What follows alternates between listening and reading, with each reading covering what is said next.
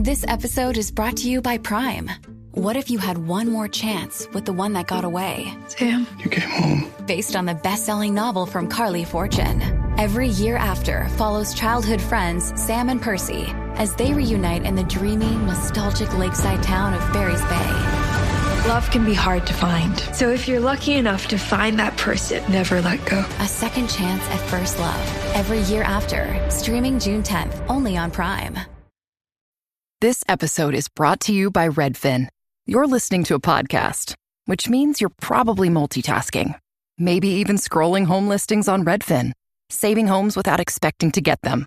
But Redfin isn't just built for endless browsing. It's built to help you find and own a home. With agents who close twice as many deals, when you find the one, you've got a real shot at getting it. Get started at redfin.com. Own the dream. Study and play come together on a Windows 11 PC. And for a limited time, college students get the best of both worlds. Get the Unreal College Deal. Everything you need to study and play with select Windows 11 PCs. Eligible students get a year of Microsoft 365 Premium and a year of Xbox Game Pass Ultimate with a custom color Xbox wireless controller. Learn more at windows.com/student offer. While supplies last. Ends June 30th. Terms at aka.ms/collegepc. Hey, this is Brandon from Crowbot, and you're tuned into Jay Scott on the Hook Rock. Baby, they used to make a whiskey as brown as your eyes. They say it never settles quite right. Our love's been a flying wind we can never disguise. I still wouldn't trade a million times for the heat of those nights. Take it easy, baby. Just wasn't our time. Take it easy, baby. Someday you'll realize there's only so much love to give. Baby, is that what we're calling it? There's only so much love to give. And the weight of it all, don't you know, hangs on what you take from it.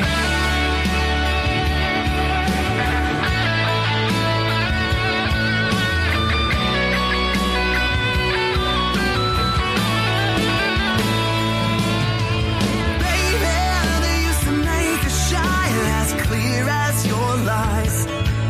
But you'd rather Good evening, everyone. Welcome back. It's Jay Scott. It's the Hook Rocks, the Ultimate Rock Community Podcast. Thanks for stopping by once again and listening to what we got going on here. Always appreciate it. We just celebrated our 3-year anniversary over the past weekend with Stephen Piercy. So check that interview out. And as well as some other interviews we've recently done with Mark Tremonti, Todd Dan McKearns, and Joe Satriani.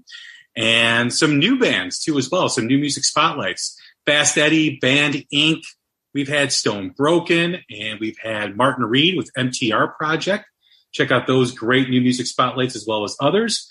And some great music commentary as well. We just finished an episode with Professor Skylab at Skylab Tapes on Twitter. He's our resident audio expert. We talked about how to improve your acoustics in your house and how to get a better sound from your speakers by speaker placement and speaker movement. So check out that great episode. It's definitely hits with a lot of people. A lot of people are always trying to maximize what they're doing with their own home audio system. We are part of the Pantheon Podcast Network, great network of music-related podcasts. Check out my friends on that network, like Vinny Appice and Carmen Apice on the Hanging and Banging podcast, as well as Mistress Carrie out in Boston, Tom and Zeus, the great Kiss podcast, Aaron and Chris on Decibel Geek, Mac on the Ugly American Werewolf in London podcast out in the UK, as well as Martin Popoff, the rock historian. Don't forget to search up Pantheon Pods on all social media platforms and pantheonpodcast.com. And don't forget to search up The Hook Rocks wherever you podcast, Amazon, Spotify, Apple, and every platform where you do podcasts. We are available. And follow us or find us on social media, on Instagram, Twitter, and Facebook, and write us a review. Tell us what you think of the shows you've been listening to. We've got a great show for you this evening. We've got another new music spotlight with a band that I've been really enjoying since I got turned on to them a couple weeks ago. And glad to have them on and glad to talk with them and learn more about them. I'd like to welcome in Joe Mansman from Joe Mansman and the Midnight Revival Band. What's hanging on, man? What's going on? What's going on, Jay? Thanks so much, man, for having me on your show. Hey, man, thanks for doing this. I appreciate it. Always like to discuss new bands and have new bands featured on the show. We do about 4 of these a month. I think we're either at or approaching or maybe past 150 new music spotlights. So glad to have you on. Glad to kind of continue what we do and learn more about you, as I said. Well, I appreciate it, man. Well, we always start the same way every time we have a first-time guest on the show, and that is really what this podcast is all about. Just like every rock song has a hook that sucks you in, every rock fan has a moment, whether it's a song, an album, a band, or performance that hooked you on rock and roll. What was it for you? When I was, about 11 years old, maybe, my older brother, he had given me a tape. And that tape was called, I don't know who the band was at the time, but on the tape, in his handwriting, it said Tiny Music, Songs from the Vatican Gift Shop. And I listened to it, and, I loved every song. And I came to learn later on that band was called Stone Temple Pilots. And I got deeper into their catalog, and I couldn't believe just how different, each album sounded. It's almost like it sounded like they had a different singer each time. And Scott Weiland was just so phenomenal and had a massive influence on me and made me want to play music. And, shortly after that, I got into bands like Alice in Chains and Pearl Jam. And, the first record I ever bought when I was a kid with my own money was Yield by Pearl Jam. And, Soundgarden and, Nirvana, like a lot of those Seattle bands and, those early grunge bands just had a massive influence on me as a kid. And, at that point, I didn't care about school. I didn't care about anything. I just wanted to, learn how to play guitar and play music. What happened next? What drove you to pick up an instrument? When I was in middle school, I'd made some friends who, were just starting out learning how to play instruments. And I had a buddy who lived down the road from me who had just started playing guitar. His name was Josh, in case Josh, you're ever listening. And he, I would go over to his house and hang out and like listen to him play. And he taught me my first couple of chords. And after that, I begged my parents to buy me a guitar, and they did. And I played for a couple of years, never got very good at it. Ended up learning how to play a bass, got pretty good at that. And Josh and I started our first band, and we played like church cafes and high school talent shows and things like that. And I don't know, all my friends, they went on to start careers, go to college, do all these things. I decided not to go to college. When I finished school, I wanted to be on the road. I wanted to be in a band, and I wanted to do it seriously. So, I was the only person in my group of friends, my family, anybody that I knew that just had more drive than anybody to want to take music to the next level and do it, semi-professionally and, to the best of my ability. And to this day, I've just never stopped. Was there a performance? I mean, obviously you started the band, but was there really a performance that you may have seen that elevated your motivation to get on stage? Was there an act? Was there a concert that you saw that, kind of kept leading the way for you? Yeah. So I had, I'd gone to, friends' shows and things like that. And, I've seen, friends and neighbors, high school friends and everything playing in their local bands around the corner. But my first real concert experience was actually Red Hot Chili Peppers. And, just seeing, this is when they were on their the Californication album cycle. So I caught them during a pretty good time, at least, in my life. I was too young for the 90s for them. But I saw that show in my hometown of Saratoga at the time, and I was blown away just by the stage antics and the gimmicks and the costumes. And, that kind of just that gave me an appreciation for, rock music as, being theatrical. And shortly after that, I saw Bon Jovi at the same venue, and that was different because now I was seeing a band that was iconic from another era, and they did things different but the same. And it was really, those two shows when I was a kid, I was maybe 14, 15 years old when I saw those bands play. And like I said, I stole a lot of their chops. I borrowed a lot of their moves, and to this day, I'm still pushing it. When you think back of those two concerts that you went to, those are very recognizable names. Like you said, different styles, different periods of rock music. Was there a sense from you like, I need to step up my game? If I want to get to where I need to go, like this is kind of showing me what I need to do. Definitely. I've always been pretty hyper aware of image and things like that, like when you're playing in a band. And I was always surprised that my friends' bands weren't as aware of that as I was sometimes. And how important branding was. I'm a graphic designer as well, so everything from the color choices that you use on album artwork and the way that a group looks in a photograph, all those things I was always super aware of, and, always introduce those elements into whatever band I was in at the time.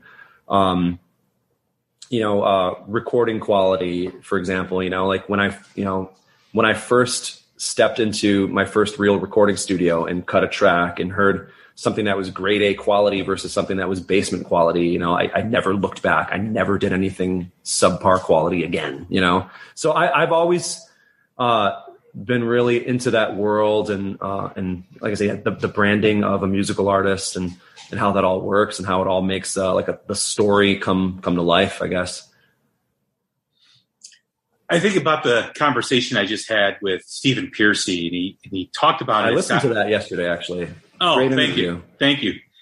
One of the things that we talked about during that interview was during the documentary that's out about his life and about the band, was him being in going up to LA and sitting on the stage with Van Halen performing at Gazzarri's, and then coming back down to San Diego and kind of rallying his bandmates, rallying the troops, like, hey, I just saw this band that is going to be huge, going to be big. We need to really step it up. We really need to do more than what we're doing. And it was that moment that just clicked for him, because he saw these guys on stage, and, you're a musician, what it takes with the work that you need to put in. And, there's that level that you need to reach in terms of getting there. I think Dave Lee Roth was once quoted that you need to play so many thousands of hours of live music before you're ready. I don't know if that's true or not. I don't know how you quantify that, but just that sense that you had, seeing those bands and kind of getting it, kind of knowing that, hey, you know what, I could be playing these local pubs and local places if I want to do it, but if I really want to go where I want to go, I need to really put that time in and really put that effort in. There is a lot to be said about that. I'm a big Beatles fan, and I appreciate their story so much, especially the older that I get. And when they were playing clubs in Hamburg, in strip clubs for 8 hours a day, sometimes, broken up into 4-hour segments or whatever. That's they always said that that's what made them good. Was playing live as much as they did. It wasn't anything other than that, really. They were together all the time. So you have that mixed with the camaraderie of being together with your bandmates all the time, that, you know, the chemistry that created, where everybody was on the same wavelength afterwards. And what you said earlier about how many hours you got to put in, I did read about that. You know, it's like 10,000 hours of playing is when you finally become good, they say. I do agree with all of that. I was actually just recapping with my band the other day how we've played, you know, everything from dives to churches to, you know, hotels to shipping containers. You know, I mean, we took every gig that we possibly could because, you know, constantly working was super important to me. Not only just, you know, because it was the thing to do being in a band, but because I also knew that spending that time with my bandmates and being on a shared mission together, you know, connects you in a way that, you know, you don't share that with a wife or a girlfriend or a boyfriend or whatever. You know, that's something that you only have with the people that are sharing that mission together and creating that art together. So, yeah, big believer in that. And I still am. We, you know, we still do those things. So I feel like once you're satisfied, then maybe that's when you should probably retire. As far as songwriting goes and writing lyrics, you know, there's that evolution of who you are. You know, you start out getting hooked on rock music and start exploring these bands and hearing different stuff. And you see a live act, you see your first concert, you know, you want to get up on stage, you're playing your instruments, and then it becomes writing a song. Was there a song in particular that resonated with you that made you want to write lyrics that can connect with people and write about your observations and write about your experiences?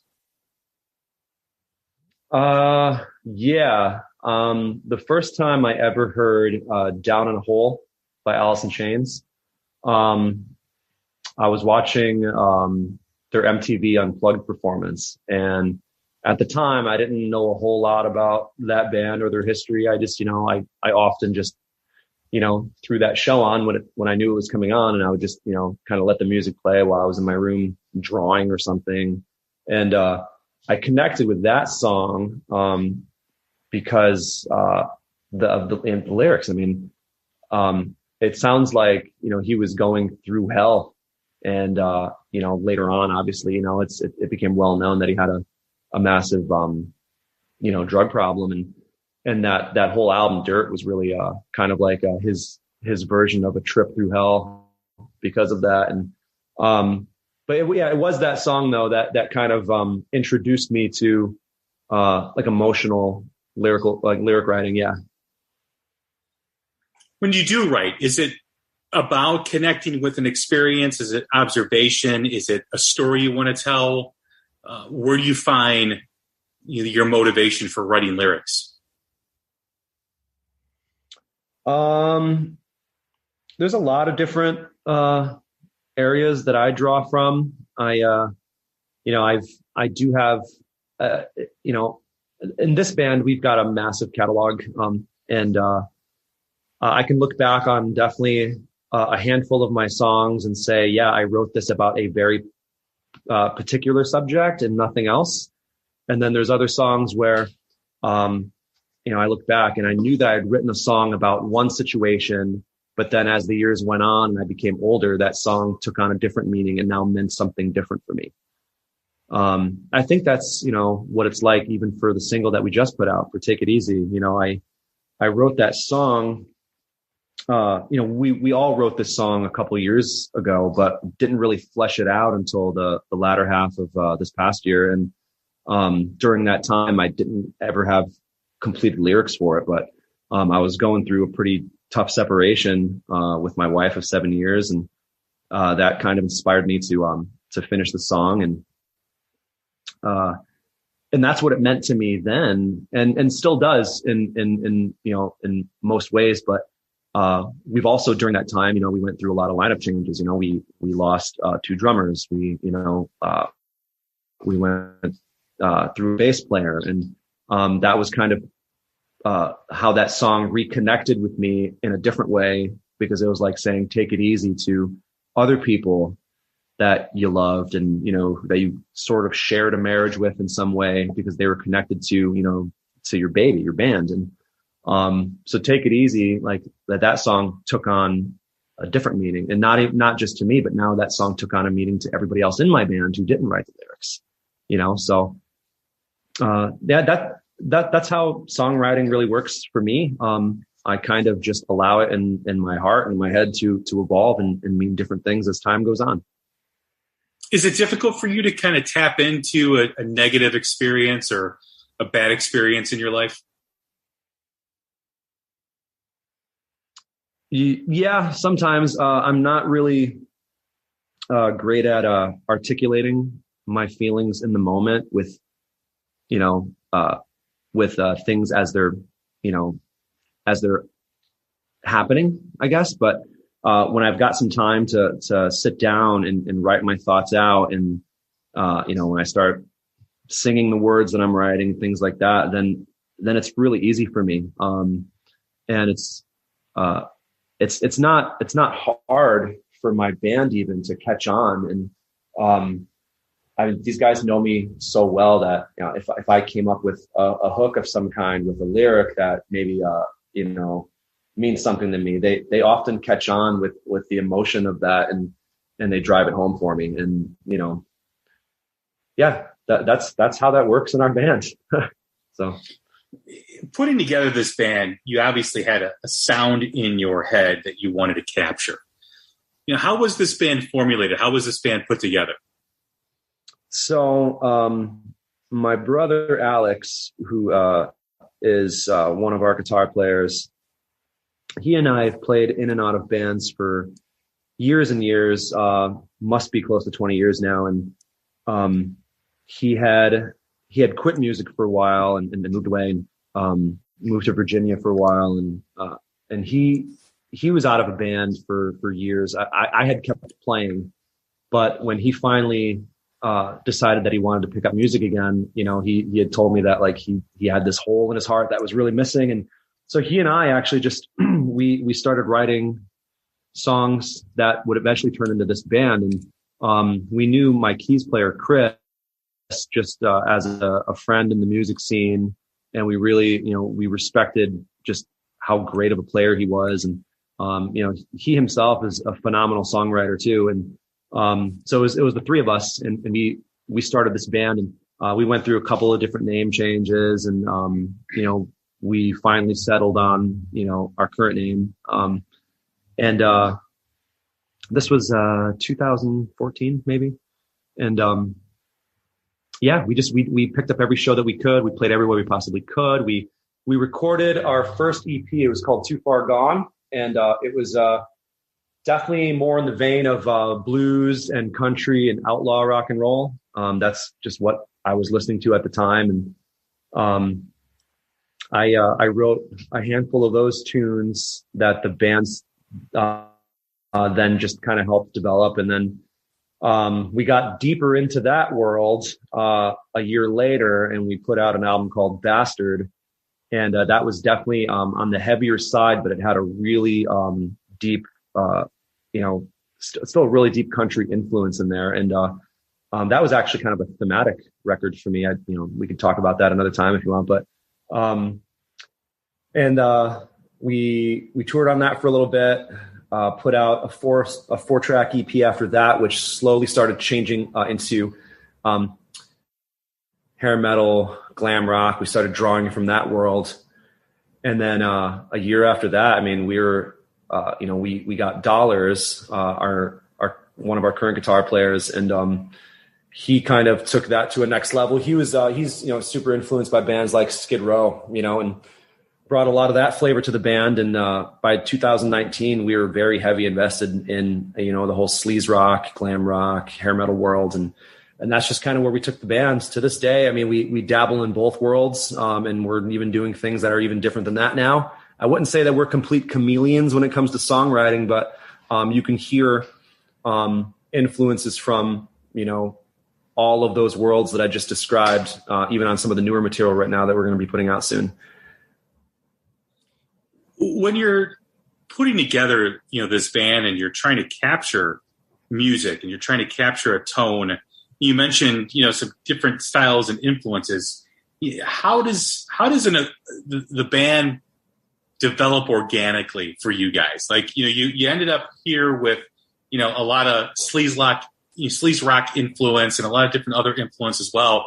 And they all seem to kind of mesh. And you really don't come from that world because, as you stated, Stone Temple Pilots and Alice in Chains were your beginnings in looking at music and capturing music. So how does that evolve for you guys? Well, I'm glad that you just mentioned those bands again. I mean, because those bands came from that world. So right. Even though I was influenced by, the early grunge movement, those bands came out of hair metal and sleaze metal and underground punk rock. And, so even those bands, maybe it's a subconscious thing. I don't know, but listening to those bands and being influenced by those bands seems kind of natural that I would gravitate towards, that era, the era before them. But really a lot of it has to do with chemistry. I mean, we hang out all the time, my bandmates and I, and we share music with each other all the time. And if one person is drawn to something brand new, a new album or something, we often pop it into the van and listen to it together. And, it's not hard for us to we don't often disagree on what we think sounds cool and what doesn't, but, everybody just kind of brings that flavor to the band. And we're also about trying anything too. If somebody, who's into, I don't know, 70s pop or something, really wants to try something, in a songwriting session, we don't, we're not naysayers. We all do it. We try everything and whatever sticks, just sticks. We just like doing what feels great for us and what connects with us. And if people like it, that's amazing. And we're grateful for it. But, that's our world. And, a lot of it just has to do with, chemistry between one another. It's always interesting how the sound of a band develops, how you capture, how you go in those directions. I mean, yeah, you see life differently, obviously, as you get older, I mean, different things inspire you. Right. You learn harder lessons, especially doing, the music thing, being an unsigned band and trying to go DIY, do as much as you can on your own. You learn to, to say, screw you. You mean to a lot of things that you idolized, you know what I mean? So I don't know, I think maybe it's an age thing too. Yeah. It's interesting how, the sound develops organically. Was this, when you put this together, is this the sound that you were going for? Was it just, hey, let's see when we put all these musicians in a room, what we come out with? Yeah. I mean, I can definitely say this was the sound that we were going for. Yes. But I say that because that sound at first developed naturally. It wasn't what we were going to go for when we first dabbled in that world, but when we became pretty good at it, then yeah, we developed it. When we write songs, sometimes we sit on those songs for a year or two, and they get rewritten and rewritten and rewritten and rewritten. I mean, Take It Easy, I think we've got maybe 7 demos of that song, all with different drummers and different bass players. And,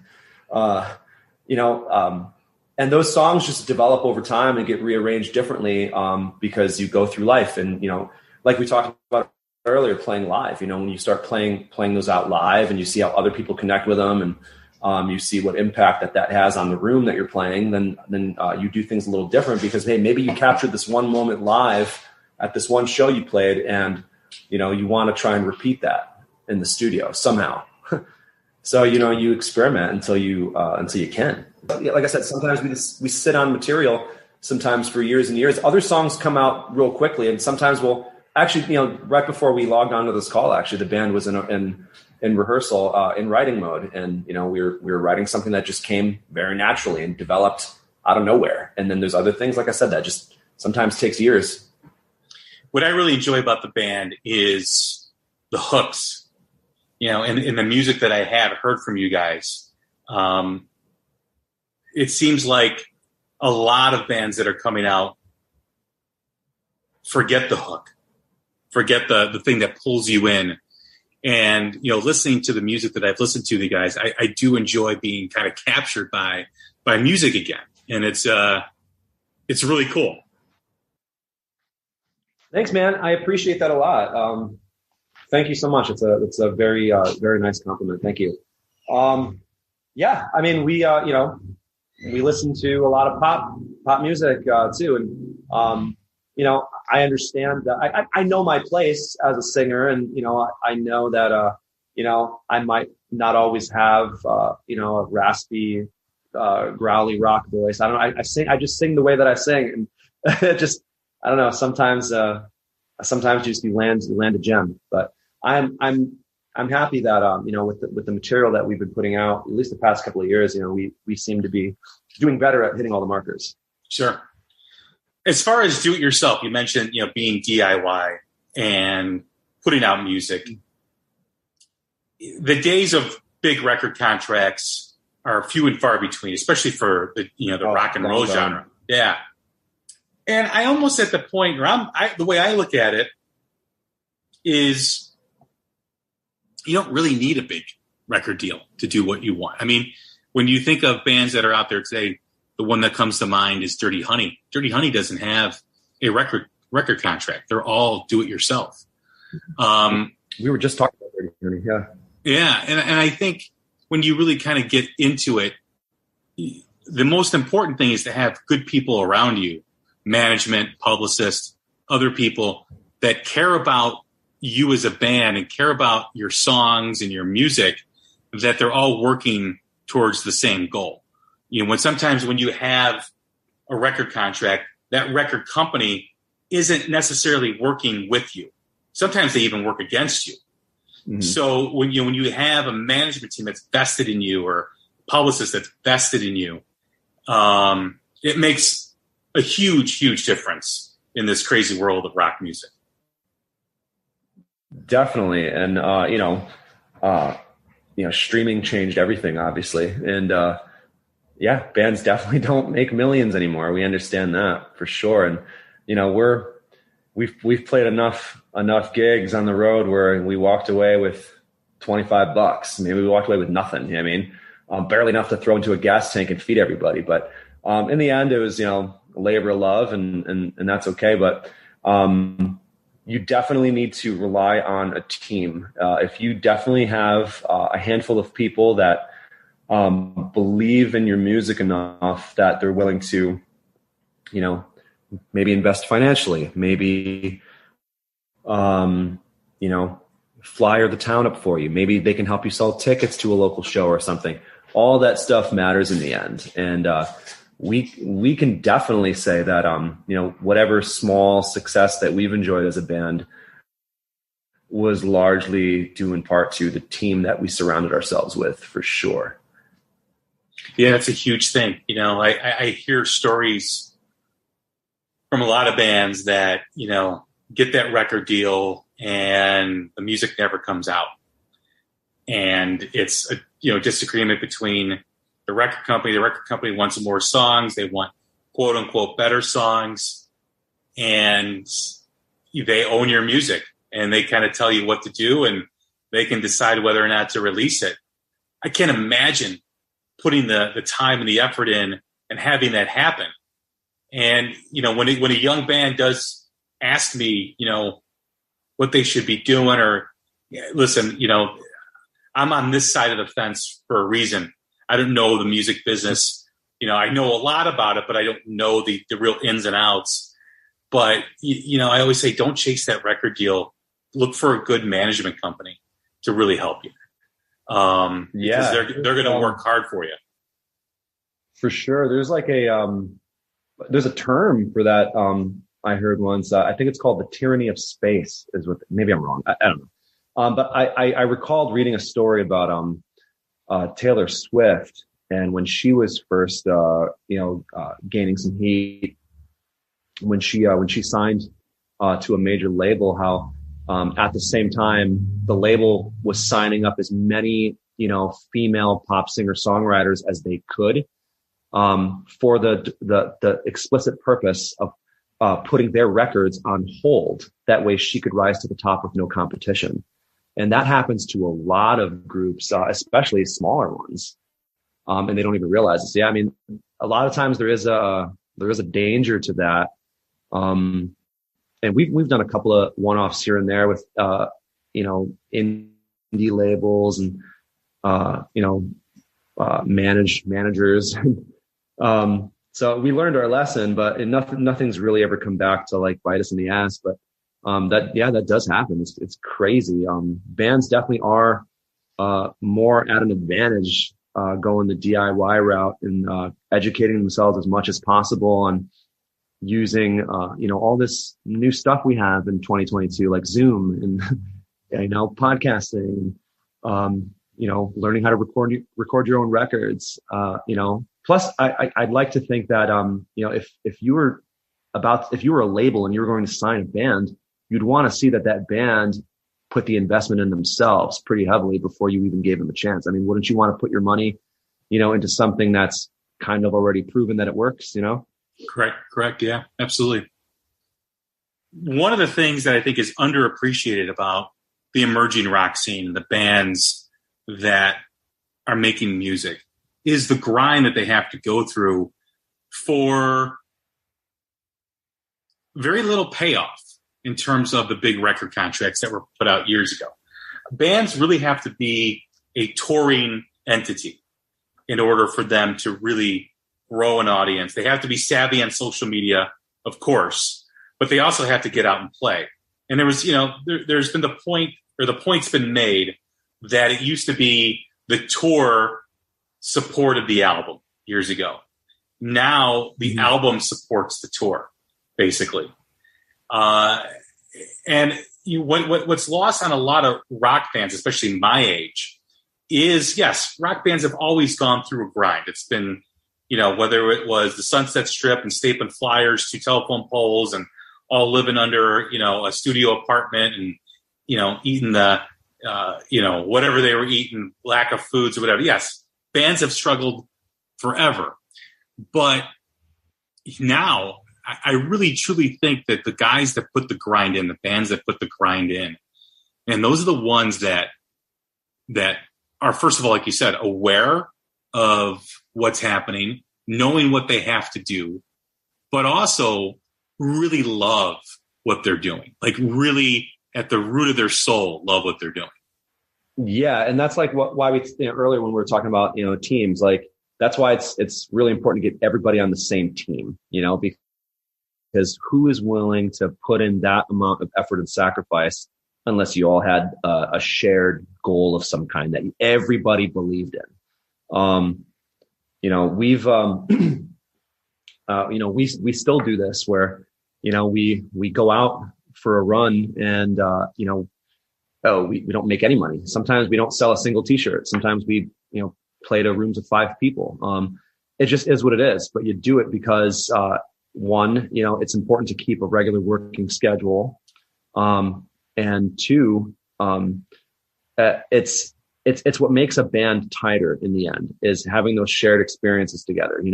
We laugh all the time about, this or that show that we played in this part of the country or that part of the country and how awful it was, but what we did after the show. And like, you're creating memories together, doing something that you all love to do, even when, you have a couple of one-offs here and there that weren't very rewarding. We tell ourselves all the time that, when we would go out and play shows, that show has to meet, one of several different criterias for us, to make us happy. Either one, it's got an audience that we think is really going to dig us, and that's the primary reason. But two, if we can break even, make a little bit of money, so that we're not stone broke afterwards, that's another really good reason. But sometimes we just go out and play those shows because you just know, hell, I'm going to have a really good time just being with my brothers for the night, for a couple of days. And you do it for that reason. But yeah, the grind sometimes is pretty crazy. And I definitely, when I talk to younger bands and they ask me for advice, I tell them all the time, play whatever you can play, as long as you can do it. If it makes you happy, but eventually learn how to like do these things on your own, learn how to book your own shows, learn how to create your own EPKs, you only get better by putting in the work, even if that means you don't sleep for a night, if that means, hell, you got home from a show at 5 o'clock in the morning, you got to be to work at 7, you got to put that work in while you can. So as far as the music goes with you guys, you had the song Take It Easy come out. What is in store for this year, for music this year and beyond? So Take It Easy is actually, so it's the the first song that we've put out into the world in a year. We put out a record last year called Renegade, and we played on that for a while. And we did some shows with Warrant and Dokken that were great shows. And we started recording our first full length last fall, and we're still working on this. But the idea is to try to have a full length out by maybe mid-September, and then get on the road in late September. We're fortunate that Take It Easy was a great song to reintroduce the bands to people, and maybe introduce us for the first time to others like yourself. So we're fortunate that the song is doing pretty well for us. Maybe I think it's a great introduction to what we're going to be offering in September to people. Yeah, it's a great tune. In terms of that full length, mid-September, kind of getting on the road, is it, are you going to be playing certain areas? Are you going to be trying to get across the country? What are your plans there? We're going to try and get across the country. We don't have a solidified touring schedule that's currently in the works. We're just, the shows are being booked, and there might be a couple of one-offs here and there, maybe a couple of festival appearances.